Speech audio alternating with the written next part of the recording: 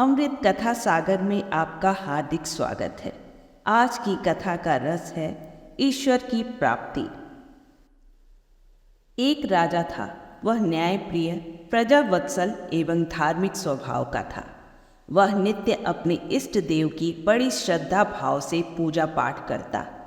उसकी भक्ति से प्रसन्न होकर एक दिन ईश्वर ने उसे दर्शन दिया और बोले, हे राजन, मैं तुम्हारी भक्ति से अत्यंत प्रसन्न हूँ। बोलो, तुम्हारी क्या इच्छा है? प्रजा को चाहने वाला राजा बोला, हे भगवान, मेरे पास आपका दिया सब कुछ है। आपकी कृपा से राज्य में शांति और हर प्रकार का सुख है।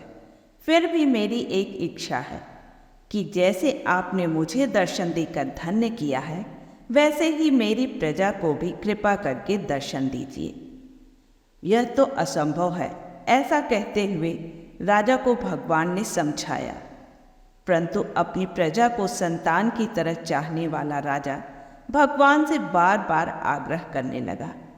आखिर भगवान अपने भक्त के इस आग्रह को स्वीकार करते हुए बोले, ठीक है, कल अपनी सारी प्रजा को उस पहाड़ी के नीचे ले आना। मैं उसी पहाड़ी के ऊपर से सभी को दर्शन दूंगा। भगवान के इस वचन को सुनकर राजा अत्यंत प्रसन्न हुआ। वह भगवान के चरणों में बारंबार प्रणाम करते हुए धन्यवाद दिया। अब राजा ने अपने पूरे नगर में ढिंढोरा पिटवा दिया कि कल सभी नगरवासी मेरे साथ उस पहाड़ी के नीचे पहुँचे। वहाँ भगवान आप सबको दर्शन देंगे। दूसरे दिन राजा अपने समस्त प्रजा और स्वजनों को साथ लेकर पहाड़ी की ओर चलने लगा। चलते चलते रास्ते में एक स्थान पर तांबे के सिक्कों का पहाड़ दिखा। उसकी प्रजा में से कुछ लोग उस ओर भागने लगे। तभी ज्ञानी राजा ने सबको सतर्क किया कि कोई उस ओर ध्यान न दे, क्योंकि तुम सब भगवान से मिलने जा रहे हो। इन तांबे के सिक्कों के पीछे अपने भाग्य को लात मत मारो। परंतु लोभ और लालच के वशीभूत प्रजा में से कुछ लोग तांबे के सिक्कों की पहाड़ी की ओर भाग ही गए और उन सिक्कों की गठरियां बनाकर अपने घर की ओर चल दिए। राजा खिन्न मन से बचे हुए प्रजाजनों के साथ आगे बढ़ गया। कुछ दूर चलने पर चांदी के सिक्कों का चमचमाता हुआ पहाड़ दिखाई दिया। इस बार भी बचे हुए प्रजाजनों में से कुछ लोग उस ओर भागने लगे और चांदी के सिक्कों की गठरियां बनाकर अपने घर की ओर चलने लगे। उनके मन में विचार चल रहा था कि ऐसा मौका बार बार नहीं मिलता है। चांदी के इतने सारे सिक्के फिर मिले न मिले, भगवान तो फिर कभी मिल ही जाएंगे। इस प्रकार कुछ दूर और चलने पर सोने के सिक्कों का पहाड़ नजर आया।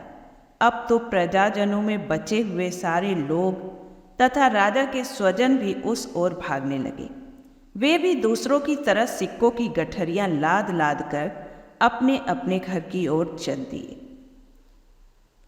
अब केवल राजा और रानी ही शेष रह गए थे।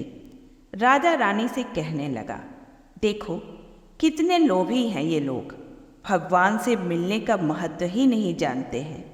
भला भगवान के सामने सारी दुनिया की दौलत क्या ही चीज है। आप सही कह रही हैं, रानी ने राजा की बात का समर्थन जताते हुए कहा और वह आगे बढ़ने लगे। कुछ दूर चलने पर राजा और रानी ने देखा कि सतरंगी आभा बिखेरता हीरो का पहाड़ है। अब तो रानी से भी रहा नहीं गया। हीरो के आकर्षण से वह भी उस ओर दौड़ पड़ी और हीरो की गठरी बनाने लगी। फिर भी उसका मन नहीं भरा तो साड़ी के पल्लू में बांधने लगी। वजन के कारण रानी के वस्त्र देह से अलग हो गए, किंतु हीरो की तृष्णा अभी भी नहीं मिटी। यह देखकर राजा को अत्यंत ही ग्लानि और विरक्ति हुई। बड़े दुखद मन से राजा अकेले ही आगे बढ़ने लगा। वहां सचमुच भगवान खड़े उसका इंतजार कर रहे थे। राजा को देखते ही भगवान मुस्कुराए और पूछा, कहाँ है तुम्हारी प्रजा और तुम्हारे प्रियजन? मैं तो कब से उनसे मिलने के लिए बेसब्री से उनका इंतजार कर रहा हूँ। राजा ने शर्म और आत्मग्लानि से अपना सिर झुका दिया। तब भगवान ने राजा को समझाया, राजन, जो लोग अपने जीवन में भौतिक एवं सांसारिक प्राप्ति को मुझसे अधिक मानते हैं, उन्हें कदाचित मेरी प्राप्ति नहीं होती और वह मेरे स्नेह तथा कृपा से वंचित रह जाते हैं। प्रिय भक्तजनों, यह कथा आपको अच्छी लगी हो तो वीडियो को लाइक करके अपने इस चैनल अमृत कथा सागर को सब्सक्राइब कर लें और कमेंट बॉक्स में राधे राधे अवश्य लिखें। धन्यवाद।